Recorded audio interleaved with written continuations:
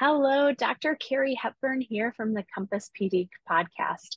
And today I am excited. My colleague, Dr. Natalie Fallert, is joining me for our podcast today. Welcome, Natalie. Hello, welcome. It's so good to have you. Every time we have you come visit, we receive like these amazing reviews from educators. Those are some of our most downloaded and liked podcasts that are out there. So people really relate to you and feel comfortable with you. I've been talking the last couple of weeks with our audience about how at Compass PD, we've been really working hard to find different ways to support educators. We have a big goal of impacting the learning of 1 million students this year for the 2023-2024 school year. And our preferred method of professional development, obviously, is in person. But we also offer things like our podcast, our blogs, and our on demand courses to help hit that 1 million student mark. We were talking as a team, how can we help teachers? How can we help administrators? How can we help coaches? Everyone has a different role to play and different things that need to be on their radar at different times of the year and different predictable problems that we're facing. And so we try to work really hard to think about the school as a system. And as a team, we've been talking about the system that's happening within schools. And you've heard from Dr. Brenner, who's talked about getting you ready for the beginning of the school year for coaches. And you've heard from Dr. Niedringhouse, who's talked to administrators about things to have on your radar and getting ready for the beginning of the year. And Dr. Feller is going to be joining us the next 2 weeks to speak to teachers of all levels, from early childhood through high school. And I'll be jumping in occasionally with maybe some different thoughts or things like how to tweak it a little bit more for a different level. But know that I am really excited because today we're going to talk to you teachers about what you need to be thinking about at the beginning of the year. So what do you think about that so far, Dr. Fallert? So I guess I am super excited because the beginning of the year always brings about those butterflies and that nervousness, but then there's a lot of anxiety and stress that is tied to it. And there are those personal expectations that you have as a teacher, but then you have these district expectations that maybe sometimes don't always align with, what you think is important. So I can't tell you how many times we have worked with teachers at the beginning of the year and they don't want to be sitting in PD. All they want to do is be in their classroom. And for Mm-hmm. 17 years, I was in the classroom and that's all I wanted those first couple days was let me get in my classroom and get my classroom prepared. But then I was being pulled to these meetings. And so if there's anything that we can do or offer to help alleviate some of that back to school stress that happens, whether you're a first year teacher or a seasoned teacher, then I am all for helping teachers in that process. You have a heart for teachers, and your passion is supporting teachers in the hard work that they're doing. And they are in for a treat today. So let's get started. My first Perfect. question, here we are in July. Teachers are getting ready. They either start school in August, and some of our schools that we support start in September. They're gearing up for their new school year, preparing their classrooms, the return of students, and all the changes that we know a new school year brings. What are some things that they need to be preparing and planning for?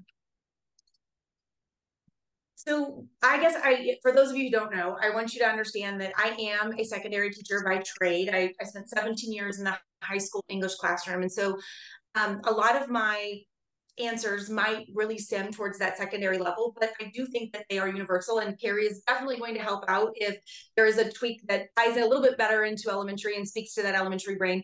I hope that she will interject. So when I think about the beginning of the school year, there are kind of two things that every teacher should consider, and that is looking at your planning and what that's going to look like for that first semester, if not the whole year. I think the whole year is a little too much to think about, but at least that first semester, and the routines. And I know that I'm going to come back next week and talk about routines, but I do want you to understand that the two kind of coincide a little bit. But today we're going to focus a little bit more on the planning side. So in my very first year of teaching, the district that I work for made me create. So I'm first year out of school, and they were like, you have to create a curriculum map, is what they called And I had no clue what this was. I was just like, what is a curriculum map? So some people might call it a curriculum calendar or a planning calendar. Like it might be called something different, but ultimately it was, I went into Word and I printed off a calendar that was August, September, October, November, December. That got me through that first semester. And I, in pencil, loosely kind of wrote out what I was going to be doing for that first semester. And you definitely want to do it in pencil because it's going to change. It should change. And it was something that at first I thought, how am I supposed to know what my kids are doing in December? I don't know what I'm going to be doing the first day. And so it did seem a little far-fetched.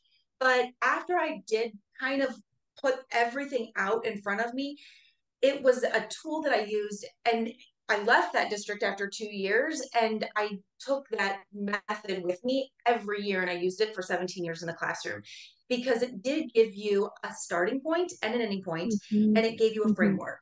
And just as my family just went on vacation, we drove to Florida from Missouri, and then we drove all over the place. It was a lot of car time, but we had a plan. We knew where we needed to be on certain days. So we were going to Universal. We knew that we had to be there by a certain time. And so how we got there or the stops that we took along the way differed, then it wasn't like extremely mapped out, but there was a plan in place.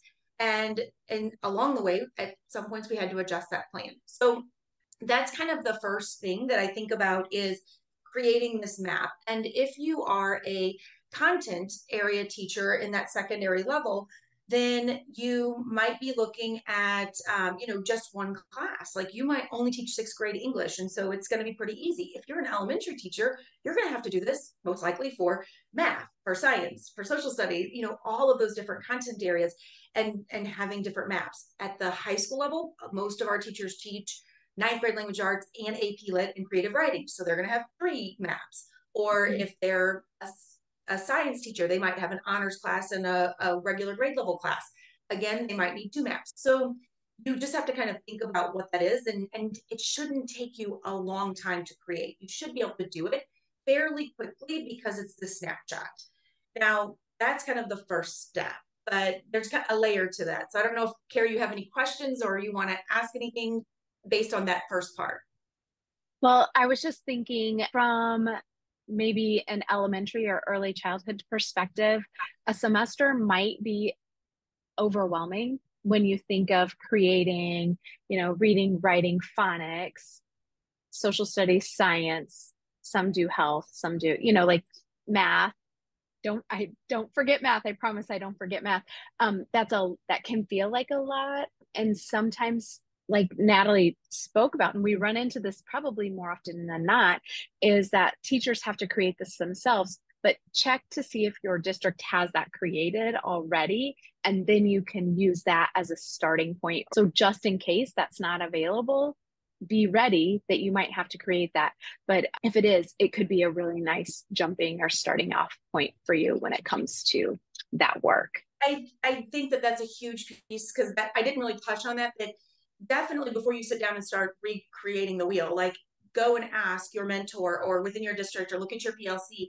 Because if you work with a PLC of a group of teachers, to say it's all second grade teachers, there might be this system that is already created that it's like, hey, this is where all of our second graders need to be by this point, and then you figure out how you get there. Or these are the units that we teach first semester and the order in which we teach them. So I know that I've, in my own districts when I've worked or with districts that we worked with in the past, a lot of times in English, we will align that to what's going on in social studies. And so it is important to kind of look at the big picture of how can we kind of utilize other content areas to create cross content delivery and show our kids relevance and transfer because we're working alongside other people. So you definitely want to, it's not something you want to do in isolation unless you're the only person teaching it, but reaching out and figuring out what is already in place in your district and what those expectations are. Now, on that same note,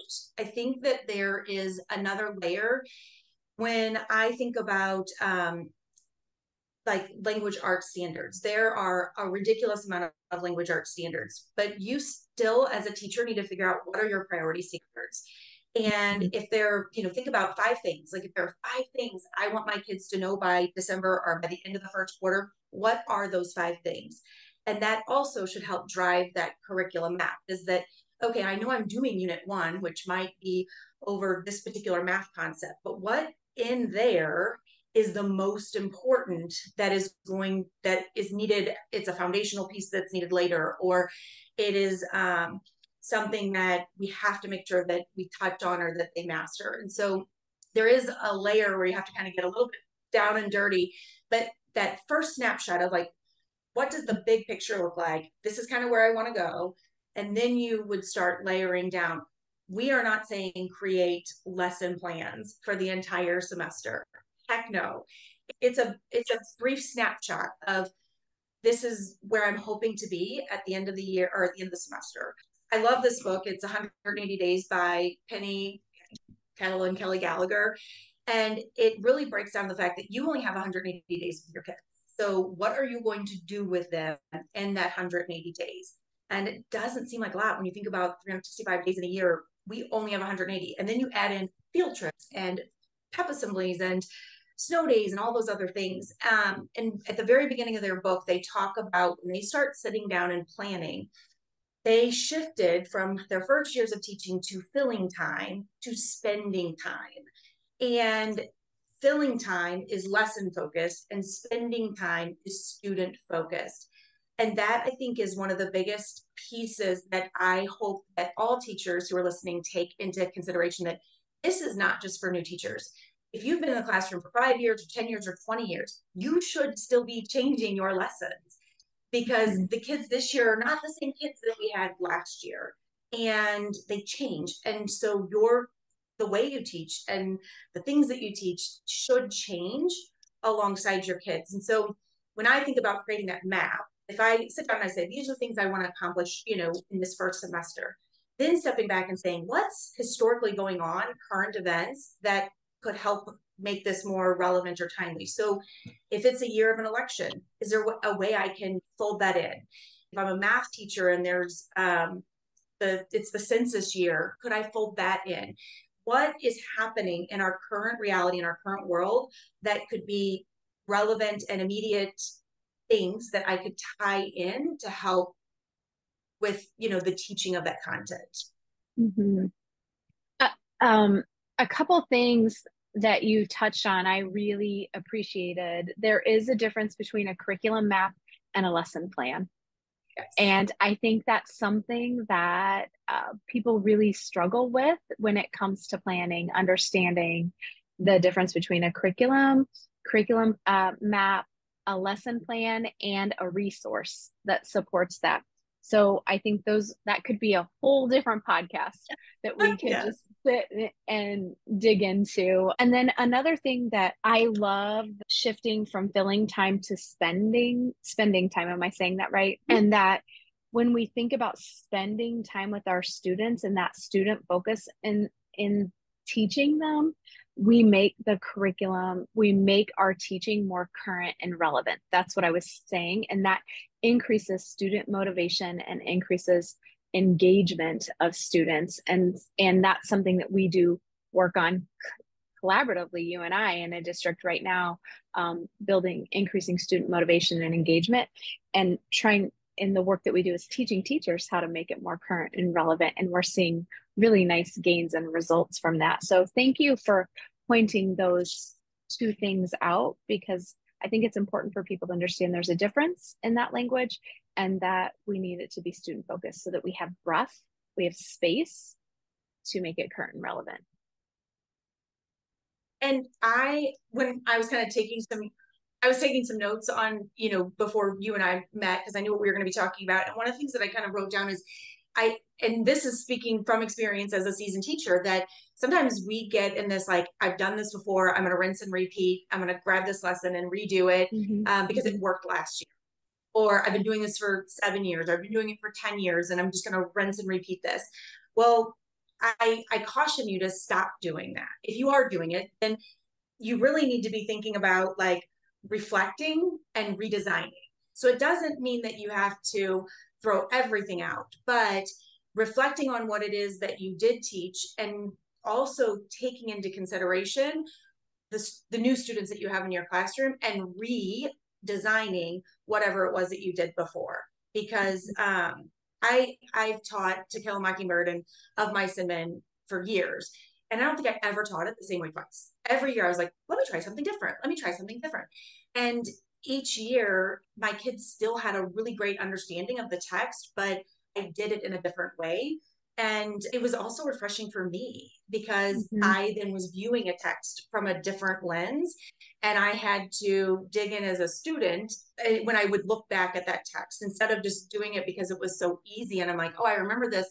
I would forget how a kid could struggle with that text. And so when I taught it a different way, I had to look at it through a different lens and look at it from a student's perspective. And that kept me on my toes and kept me responsive to their needs. I love that. Dr. Carrie Hepburn here from Compass PD. I am the founder and CEO of Compass PD. It is not uncommon for our organization to hear that we're different than other professional development organizations. And that's something that makes our hearts so happy because we are different. Our core value is relationships. We believe that at the center of all learning, it's critical for us to have trusting, positive, transparent relationships with those that we serve. Let's move on to our next question. As we think about the beginning of the school year and being a teacher, what are some of the predictable problems that we know they're going to face because we face them year after year after year? So one, I kind of wrote down a couple different predictable problems that I would think about. And one is you create this map, right? And you get really focused on, I have to be on this lesson on this day. And it made me think about the vacation that I just went on with my family. And I can't tell you how many times that I was watching the GPS map on my car and I was trying to decipher the map on my car and I ended up taking the wrong turn or I got lost or not lost really, but you know what I mean? Like, and you would miss a turn. And it really made me think about this as well, is that you have this map that says, this is where I want to be at the end of the year. But sometimes if we're so focused on that map, we are missing the scenery and the opportunities that are going on all around us. And sometimes that's okay. And sometimes it's not okay. And I think about that like we get so focused on that map that we forget to pay attention to our own instincts and our own and trusting our own expertise. That there were a couple times that I was looking at the map and I'm like, this doesn't make sense. Like, it doesn't make sense to be turning here. I don't know why we're doing this. And so I wouldn't follow the map because I knew, number one, that it would redirect me. Like, it would get me back where I needed to go. But instinctually, I was like, I don't think that this is right. And so that is another layer there, is that you do have this map and it is there as a guide, but don't put so much faith in the map that you forget that you actually are educated and you know what you're talking about. And you see these kids sitting in front of you and it's not working, and being responsive to that and figuring out you're going to get redirected back to the map. It's going to be okay. But sometimes that detour is necessary. Thank you. Thank you for that. So that's kind of one predictable problem. And another predictable problem that this is just something I kind of think about, it also kind of ties into routines, is that when you're setting forth and you have this, let's say the school district or your PLC or whatever says, this is what you have to do, right? That's kind of an outline of things you have to do, but you also still have to ask yourself, like, all right, I know I have to cover this unit or I have to do this concept, but what is it that you also want from your students? Is it that you want them to love math?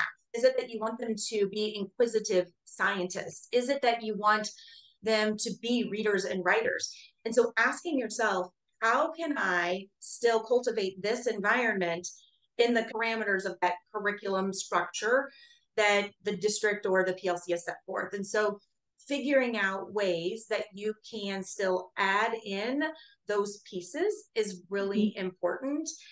And don't lose sight of that, because that's where you're going to fall in love with teaching, is whenever your kid those aha moments, or when you have cultivated that mathematician or that inquisitive scientist or that reader and writer. And so I even tell people, I don't know how much it is at the elementary level, but at the secondary level, I know there was always this like formulaic thing on day one. And it was like, first hour, teachers will read pages blank blank of the handbook. And so you'd have to read it, and I hated that, because I think that from day one, you should cultivate the expectations you have in your classroom. If you want your kids to be readers and writers, then have them read and write on the first day. Those rules, they're going to figure them out. Like they haven't changed in years, and we can filter them in. So maybe even on day one, thinking about how can I make them love math while still teaching these policies and procedures. And so how do you marry those two together, like your teaching style and personality and your beliefs and values with the finding that balance is important and necessary.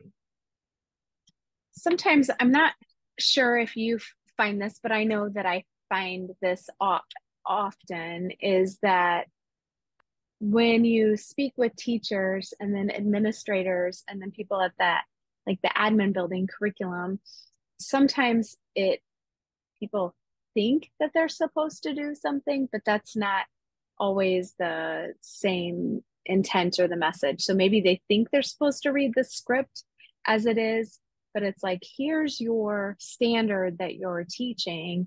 Here's something you can use to teach that. But I need you, the teacher, to bring that to life. And you can't do that through a script or through a formulaic approach. Do you see that? I see that a lot in elementary. Do you see the same thing in secondary, or are they just different beasts? No, I do think, it's like, well, I have to teach this. And it's like, no, you don't have to teach that. Like we teach students, we don't teach curriculum. So if the idea is that you want kids to understand the rules, okay, as long as they understand the rules, then how you got them there shouldn't matter, as long as it's legal, like, right. how you got them there doesn't matter. And, that autonomy is that if I'm not good at juggling, but I have to teach a kid, something, but you are good, like, can't I do it a different way? Can't they show them a different way to get there? I don't have to use your same exact method, I guess. So yes, I do agree that too often people hear something and they're like, well, I have to do it this way.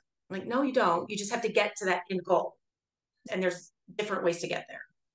So like another predictable problem that I want to quickly touch on, and this could be its whole other, like a whole nother podcast. And that is when you're looking at this curriculum map and you're planning it out, you're probably thinking like, where am I going to be taking grades? What am I assessing? That type of thing. And this is definitely something it can become a problem. And it's because if you're grading something every single day, you're not going to be able to keep up. And so figuring out or being cognizant or, of what are ways that I can take feedback or give feedback to students that is quick and timely, but it doesn't necessarily always have to be a grade.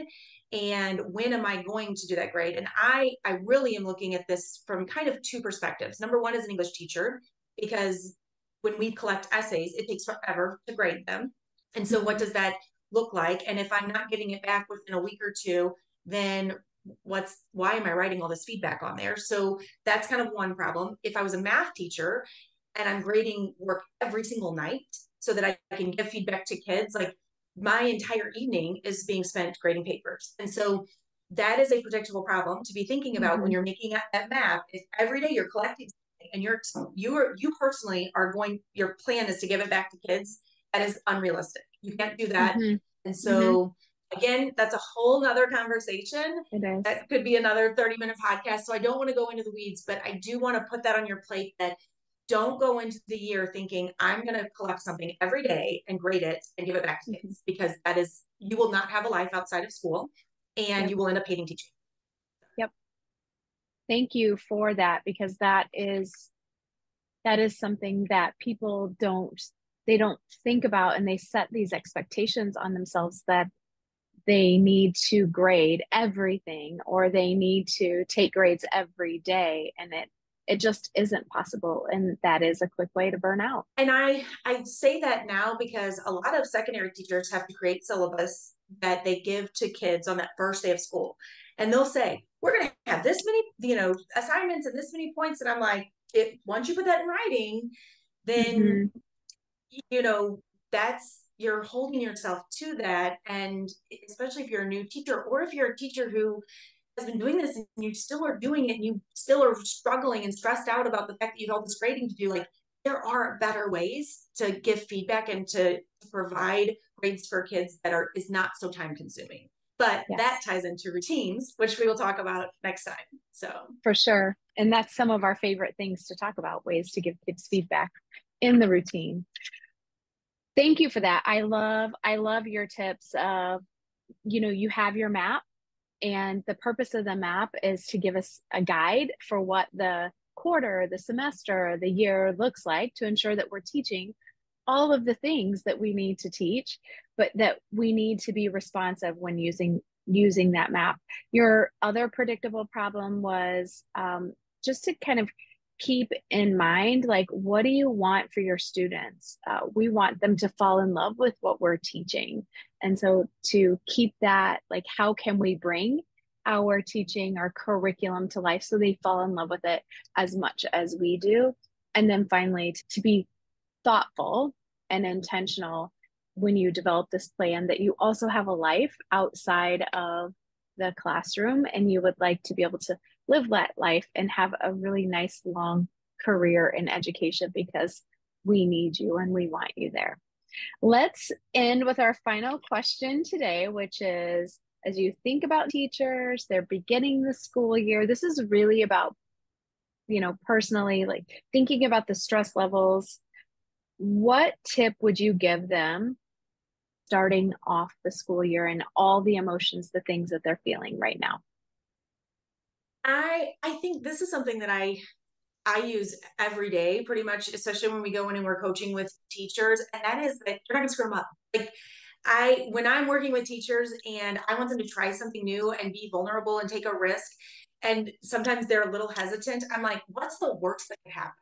Oh, Mm-hmm. they learned something, or they didn't learn something. And we know that in Hattie's research, they say that just by waking up and breathing, you're learning and growing just by doing that. Mm-hmm. So then if you Mm-hmm. show up and you have a teacher, you're learning and growing a little bit more. And so you're not going to screw them up in that amount of, in this time that you have with them. That if you're loving and caring and passionate, then they're in good hands. And Yeah.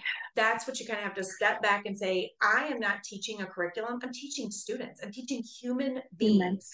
I'm not teaching them of mice and men or writing. I am teaching humans. And some days the lesson is that, we learn to forgive. And some days the lesson is you learn blend sounds. So Mm-hmm. I think that is showing up and showing them that you care and that you're human. You're going to be just fine. I agree. I agree. I think we have to take the desire of perfection off of ourselves and off of educators, and know that we're moving toward, progress. We want to make progress over time. It's not going to happen in a single day. So thank you for that tip. Thank you for that tip. I think that that is thoughtful and something that people really need to take that weight, that pressure off, so that they can focus on the people in front of them rather than plowing through the curriculum. Open it up and make it inviting. And I want to thank you so much for joining us today, Dr. Fallert. This information is incredibly helpful for current and brand new teachers. Next week, Dr. Fallert's going to be back with us, as you know, and she's going to share more information, and we're going to focus on routines. So if you found this helpful, we would love for you to share this with someone else. You know that we have a big goal of impacting 1 million students, and one way you can help us meet that goal is by sharing our podcast with a fellow educator. So thank you, Dr. Fallert.